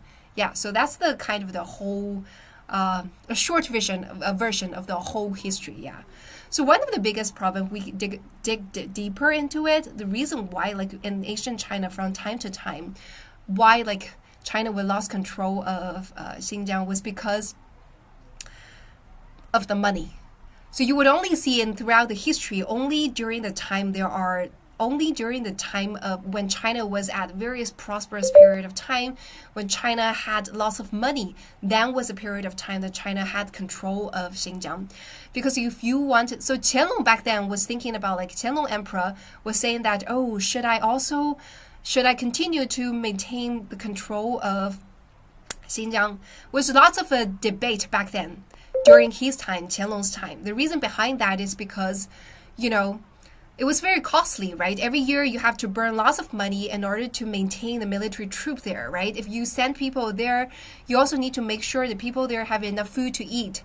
And you have to like grow food in the central part of China and send all the food all the way. And the transportation, there's no high-speed rail back then, right? Everything was sent by human beings, and that's like pretty costly. Yeah, so there's a lot of debate, but still feel like, yeah, we should maintain that piece of land. Because geographically speaking, if you don't keep this part of land as part of you, then there will be other part of the countries around China who would want to invade the country. So geographically speaking, it is very important, serves as a strategic kind of piece of land to protect the entire country. So even though it burns lots of money, still like have to take control of that piece of land. Yeah. And also so Qianlong Emperor later renamed Xinjiang to be New Land, right? And also, so he did several things like, for example, split this Xinjiang into north part of Xinjiang and the south part of Xinjiang, right? So there are like different ruling system between north part and south part. Beijiang, the north part was ruled directly by the Qing government itself, and the south part of Xinjiang was ruled by local people. However, even though the south part was ruled by local people, it's not like ruled by the local like noble people. It's more about like the leader must be nominated by the Qing government, and the position of the leader cannot pass to his offspring and must be renominated. So that's like how they maintain the control of that. And also one interesting thing that did is back then during Qing dynasty, the emperor also sent a lot of central area Chinese people to Xinjiang and let them marry together. So that's why like nowadays in Xinjiang you see also lots of like not local people, like Han ethnicity people, like people like me, right, live in there and marry people with locals. There's like a big like culture merge between the two different areas. Yeah, is that very interesting, my friend? Yeah.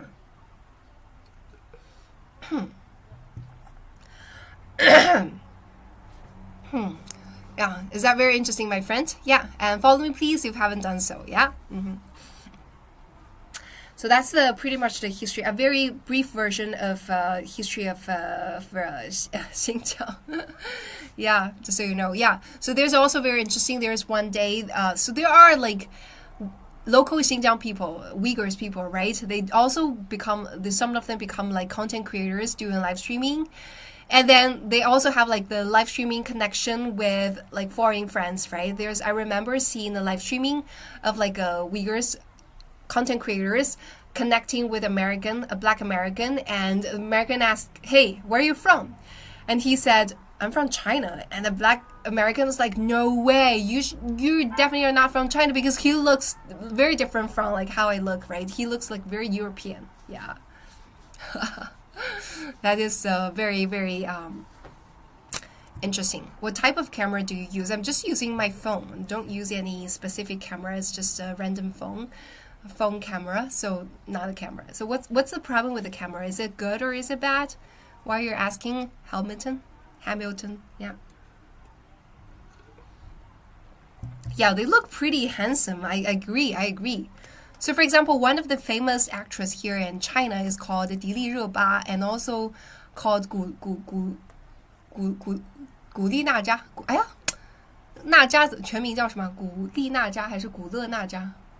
Yeah, so there are like two commonly agreed, the two most beautiful women, the most famous kind of actress nowadays. Okay, so definitely the top appearance. One is called Di Li Reba, another one is called Gu Li Na Jia. Yeah, another called is Gu Li Na Jia. So both of them are from Xinjiang. Like we all hear, like Xinjiang people look very beautiful. No matter it's man or women, they just look beautiful. And so when I visit Xinjiang, when I was walking on the street of Xinjiang, I do see beautiful women and men from time to time. Yeah, so because they have like, yeah, exactly, 五官更立体，对吧? They both have like, for example, their nose are like more 3Ds, right? Like for example, for Asian face, like for people like me, my face is relatively flat, right? For example, the chin is pretty flat, the eyes are pretty flat, you know. Apart from my forehead is not so flat. Yeah, nose is not like very, how to say, 不是很挺, right? Yeah, so pretty flat face. Yeah, if you look at the side, like my face is relatively speaking, our Asian face are pretty flat, right? So that's like how our Asian face are like. However, for like Western face, like their face, like they have, you guys are like more 3Ds. You usually have like the cheekbones are like bigger, and also for example the eyebrow bones are also like comes out a lot more, and also your nose is like also comes out more. It's more like 3Ds compared to our like very flat kind of face structure, right? So that is why like many of the Xinjiang people, they also have like a very 3Ds kind of face that makes them look like so beautiful, I would say, like, and so handsome, right? You see all those kind of angles in the face, right? Yeah, so they're definitely very beautiful. There are, you know, like I said, the two most famous kind of actress. Everyone just think they're beautiful, because there are lots of debate on other actresses. Some people think this actress is beautiful, some people think that actress is not so beautiful. However, when it comes to Gu Li Na Jia, nobody would say that she's not beautiful. Yeah, everyone agree that she's absolutely stunning, absolutely beautiful, and she is from Xinjiang. Yeah. Like, for example, people say I look like a very famous actress in China called Nini. Yeah, right? Yeah, I have actually showed multiple times of our photos, and we do a live comparison of me and her, and many people say, yeah, you do look like her. And also many people would come to my live streaming and say like, oh my god, you look like Nini. Yeah, many people say that I look like her. That is also a very famous actress in China. Somehow, like, about her appearance, there's some debate, right? Some people say that I think she is pretty. However, there would also people say that I actually couldn't really get her appearance, you know.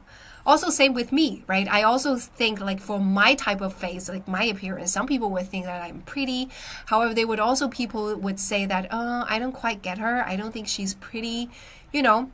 So those kind of appearance is kind of controversial, because it's not like kind of falls in the beauty standard of all the people. It's not like everyone would think like those type of face is prettier, okay? So it's just like overall speaking that like over half of the people, over 50% of people would think that, okay, this type of face is pretty, right? But it's definitely not 100% or over 90% of people would think that, okay, this is a pretty, right? There's still like a big proportion of people who, according to their aesthetic standard, that my face is not considered to be pretty, right? However, when it comes to 古力娜扎, like I said, like everyone would think she's pretty. Yeah, so, and she's from Xinjiang, the most pretty actress in China. Yeah, so, you are absolutely beautiful. And so many people, after I said that, start to send so many, oh my god, so many warm compliments to me. You guys are so nice. Oh my god, yeah. It depends on individual and how it understands beauty and how the beauty is perceived. You are right about that, but I'm saying that if you do a poll or survey in China and ask Chinese people what do they think about this actress called Gu Linaja, I'm pretty sure like 9 out of 10 people would just say like she's gorgeous, she's beautiful, yeah. However, if you come to other actress, well, the opinions might vary. Some people think this person's beautiful or this person is not. However, when it comes to her, like it's always like beautiful, yeah. Let me put a ring on your finger. Already have a ring on my finger, okay? Invisible ring, yeah. So Chinese people don't have this habit of wearing the wedding ring. Well, majority of the Chinese people don't have the habit of wearing wedding rings. So I know like in the Western worlds, like many of you guys have this habit of wearing wedding rings, right? So the problem is that wearing a ring sometimes is not feeling very comfortable, right? You have like something in it where you wash your hands or something. There's just like something in here, right? So for example, wedding ring actually costs quite a lot of money, and like for me when I got married, right, also spent quite a lot of money purchasing a wedding ring, and my wedding ring looks quite beautiful. However, like wearing it every day is pretty troublesome, like, so that's why like, so I had this debate with my husband at the very beginning. I was like saying that, hey, we should wear a wedding ring because it's so pricey, right? We purchased it.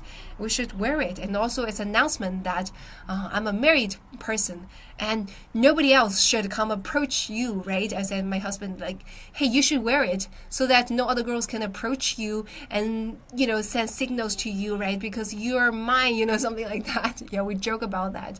And he's like, yeah, but it's so not comfortable. Wear it. So eventually we both decided not wear it, even though we spent lots of money buying it. Yeah, somehow in the Western worlds, like everyone would wear a wedding ring, and it's like very interesting. Like in China, it's not like we don't have people get married. We have a lot of people married. It's that people don't have this habit of wearing rings. It's usually only the people who have lived abroad, studied abroad, or have a relatively speaking more Western mindset would wear a wedding rings. Majority of people just don't wear it. I don't see a lot of people wear wedding rings, so yeah. Yeah, your husband's the luckiest man on the planet. I wish he sees that, my friend. Yeah. Okay, you get used to it, right? Yeah. But the process of getting used to a wedding ring is pretty painful as well. Can I be your husband? I'm a girl. Casey, you're so funny. Yeah. Yeah, I know. It's a symbol of unity. Yeah. Ring is a big market. Yeah. Yeah. Hedger is fine. It's fine. Like I know people are just joking with me. I'm fine. Yeah, I have a pretty good temper, so don't worry. I don't take lots of things seriously. I like all those like joking comments, so I don't treat those as disrespectful comments. So that is fine. Yeah, yeah, yeah. China makes lots of diamonds, as you know. Like we know, like diamonds. So there are lots of like diamonds brands. So in China, especially in Henan province, they make lots of artificial diamonds. So if you know like chemistry very well, the elements inside the artificial diamonds is actually exactly the same as the natural diamonds. 自然钻石、天然钻石和人工钻石的成分其实是一模一样的。So those artificial diamonds are actually 100% the same as the natural diamonds. And as a matter of fact, because it's like artificial, so actually the clarity, the purity of those artificial diamonds can actually be even higher than those natural diamonds. So if you just want to have a diamond, so artificial diamond is good enough. It also looks like very beautiful. However, it's like way, way, way, way cheaper. Exactly, it's just basically carbon, right? So the elements you use to produce those diamonds are basically just carbon. So they're basically very same stuff. So nowadays, like why people like diamonds, it's also about the story you tell. I feel like all the jewelries, it's all about the story, right? So itself, it's probably it's not like very costly. It's always about the story you tell, right? So, for example, for De Beers, so De Beers is the brand I choose for my wedding rings, right? So there's a very famous saying. I'm not sure how to say it in English. So that saying is so famous in China called 什么钻石很久远，一颗永流传。That is like the De Beers slogan, right? So how to say it in English? I don't know their English slogan. Somehow in Chinese, like literally every Chinese have heard of this slogan, like 钻石很久远，一颗永流传, which basically means, okay, this one diamond is so precious. You're gonna just have it for your entire life. Oh, this is so precious. Diamonds are forever. This is for you only. You and your couple only, something like that. It's always about the story. But however, if you look at the ingredients to make a diamond, they're basically just carbon. So no matter it's artificial or the natural diamonds, they're basically the same.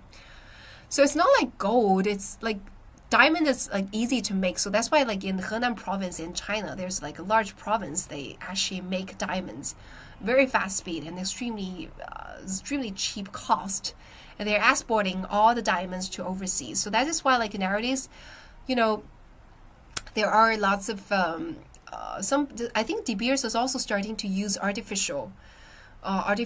Is it De Beers or some other brands? I don't remember. Some like biggest diamond brands are also starting to use like artificial diamonds to make for their rings, necklaces, etc. Yeah, a diamond is forever. Oh, okay, so that's like De Beers saying there. A diamond is forever, right? Yeah. So.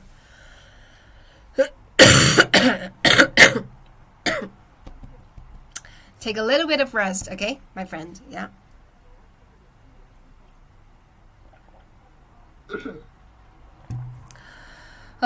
When can I fully recover from my cough? Yeah. Yeah, jade. Yes, jade. Jade is said to bring prosperity, bring fortune. That is jade. So different kind of jewelries is supposed to bring different energy. But I mean, like, if you feel like jewelry can bring you lots of energy, that is great, right?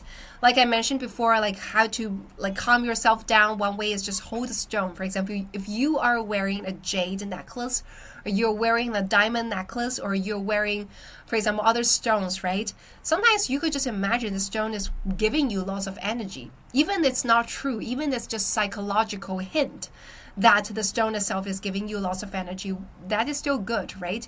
So you could just, feel this energy and calm yourself down. Sometimes when it comes to treating the mental health problems, psychological problems, you do need to rely on some outside stuff, right? So from that sense, I feel like all those jewelries are also good, when it comes to helping people to calm down and, having those kind of energy. Infinite stones, yeah, infinite stones. Right, and Avengers, the Infinity Stones, right? Avengers. Yeah. Caviar is now more regularly attainable. Yeah. Leave it to the Chinese to democratize luxury. Yeah. So Chinese people are so good at lower the cost, right? This is like one great talent of Chinese people, right? So we say that ChatGPT, when ChatGPT was out, right, it was pretty costly. NVIDIA, everything was so costly. So what Chinese people did is Chinese people invented DeepSeek. And all of a sudden, it becomes so cheap, right? And like lower the cost. And Chinese people are really good at lowering the cost no matter what it is out there. And when it comes to China, Chinese people reinvented the whole thing. All of a sudden, the cost is becoming so much lower. that is like very a great thing that Chinese people has done to the entire world, I think. Yeah. Yeah. Thanks, great show. Glad you're feeling better. Catch you next time. Sure, Mark. Yeah, thanks for coming. Thanks for coming. Where did you get your earrings? They're so cute. Yeah, I feel like people really like all the like earrings, necklaces like I wear. I am a huge fan of all those jewelries. I'm a huge fan of those modern fashion jewelries, like different earrings and necklaces and bracelets. Like I really like all those kind of stuff. Yeah, so maybe in future I can share with you guys some of my top picks of those like beautiful earrings. So for friends who are interested in those, you guys could also buy it and feel like happy, decorate yourself, right? Yeah, yeah, yeah, decorate yourself, yeah. Yeah, and because of AI, so on one side, I really like the fact that China has built so many things and lower the cost of everything, right? The AI world, like China lower the cost. I'm really happy about that. But somehow also because of that, NVIDIA stock prices plunged so much. And as an investor of that, I was feeling quite sad about it. Yeah. What is a Chinese business dealing compared to the American business dealing? What do you mean? Oh, business dealing, negotiation wise. Well, that's a very interesting topic. That is a very and live longer up to 140 years. W, you must be in the live since the very beginning. Thanks so much for staying for so long in the live streaming. You didn't miss the very first part, the most interesting part, the 140 years. Yeah, yeah. This is like very interesting, right? About how to live longer using the Chinese wisdom, right? Yeah. So I noticed like many people are very interested in that. Maybe we could continue discuss that in tomorrow's live again about like how to make your longevity longer, how to live a very long life, because there are also lots of other wisdom to share among these topics, right? We can actually continue discuss about that. Today I only shared 2 tiny secret sauce, right? Maybe tomorrow we can share a lot bit more. Yeah. This Oh my god, Louis the cat, you're the talent. You're the genius. This live added 2.31 years to my life. Oh, that is so funny of you. Yeah. You're having a cold, sis? I feel your voice is very well. Yeah, I'm having a cold. I'm almost recovered, 90% recovered, 10% more not recovered. No, you're not ignored, Juan. Yeah, I'm coming back to your question. Yeah. Coming back to your question. So, Chinese business dealing shared something in common with American business dealing. So, when it comes to negotiation, it's always about like, I'm going to first try to see what's your card and what's the kind of price. It's always like kind of mutual. Because I've negotiated with Chinese people, I also negotiate with American people. I feel like the logic behind is very similar. The only difference is American people are, relatively speaking, more direct when it comes to many things, and Chinese people are very indirect. Yeah. So the weight of expression when it comes to American people are like this, right? Are always like very direct and strike to the point directly, and Chinese people will go like and finally to that. So when talking to Chinese people, it's very important that you need to listen to the meaning behind what the person says, right? When the person says, yeah, I think that is okay, that means that he's not okay. Yeah. So it's always understand the meaning behind what this person is saying. However, when somebody says that not okay, then it means not okay. Yeah. I remember there's a content creator who's American, who's currently also doing some cross-border e-commerce in his country in America and working with many of the Chinese merchants in here. So he had this conference call with this call with the Chinese merchants in China, and basically he said that you don't need to fly all the way to America to have meeting with the local merchants. You as a supplier, you don't need to fly all the way from China to here. We can have all the calls online. So when Americans say that, literally he means that. He means that you don't need to come, okay? It's fine. We have all the call online. However, the Chinese people would just feel like, oh, you're just being too polite. The truth is like you are actually saying you want me to come by saying that you don't want me to come, Chinese people feel like they can guess the meaning behind the things you say, right? So these are the culture difference, right? So when the Chinese person negotiating with American person when they say something, it means something, and the Chinese people, when they say something, they guess the meaning behind what they say. So there's some miscommunication between that, and that's the culture difference. However, if you abandon all those kind of differences when it comes to the very basic of negotiation, then that is pretty the same. Okay. That's pretty the same. So it's always about like, okay, I give you a price. I don't give it to the fullest, right? I just try to see whether you can accept it. For example, I want to take the price of 100. I'm a buyer, and I would say, okay, I'm only gonna give you 80, right? And then if you're a seller, even though you're willing to sell at 100, you would say, okay, my price is 120. And then slowly going down from there, and you slowly going up, and you miss something in the middle. So this negotiating process is pretty similar, okay? It's just like the way of expressing is very different. Like I said, the way of expressing for Chinese people is like very indirect. When they say, oh, it's okay, you don't need to come visit, what it truly means that you need to come to visit, okay? To show your respect. And for Americans, you don't need to come to visit means you don't need to come to visit. So that's very interesting, like very different, yeah. I have been told that I'm so honest, it can be hurtful from some Asian people. Yeah. So like I said, so Chinese people say everything like very, very indirectly, because there is such a saying in China called losing face, right? 很丢脸,我要脸. Like our face is very important. So if you say something directly, well, actually also in front of the public to me directly, that's gonna cause me to lose face. Yeah. So for example, there's one follower called Paul something. Yeah, honestly, I quite like him. I really hope he could come back to the live streaming. Unfortunately, so he was my follower and entered one of the group. So somehow because of the comment he sent in the live streaming, he was banned by the platform, by RedNote. And then he was like so angry, so he just sat inside the group in front of everyone and said like, hey, Nitrous banned me. You know, well, actually, I didn't ban him. It's the platform that banned him. Somehow he was like, oh, Nitrous, how come you ban me? Like he was like attacking me in front of a crowd inside the public chat group, right? To be honest, for Chinese people, it was considered to be quite losing face, right? How come you just scolded me in front of so many people, right? You could definitely communicate with me separately by sending a separate message to me, right? Somehow you do that publicly, and that is considered to be quite face losing.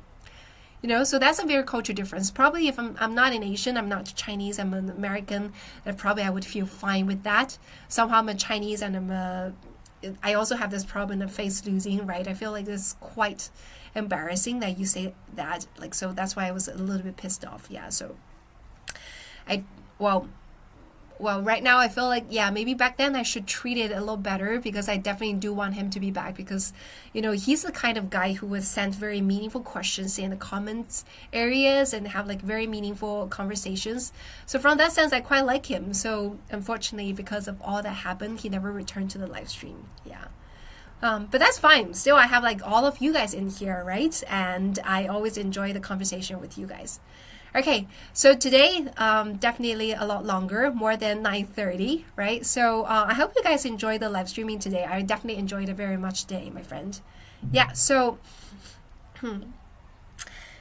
guys, for those of you who haven't followed me, definitely follow me, okay? If you haven't followed me, definitely follow me. I hope to have more followers in here. And thank you so much for those of you who come to my live streaming today. And just so you guys know, I'm doing live streaming every day. Okay, starting from today. For the past week, I'm doing it from like one day and one day off. And starting from today, that I will have live streaming every day, because I have recovered pretty much 90% from my sickness. So going forward from today, I will have live streaming every day. So in the morning time from 7:30 to 9:30, that is going to be China time. That is going to be the live streaming, and we'll have very, you know, direct interactions. And every evening from 9 p.m., that's going to be the replay. Okay? Yeah. So thank you so much for coming in, and have to see all of you guys. Okay? Thank you so much. And follow me, please. Okay? If you haven't done so. And that's all. That's all, my friend. I'm going to have to say goodbye and start the rest of my day. Yeah. Bye-bye. Bye-bye. Follow me, please. Yeah. Bye-bye.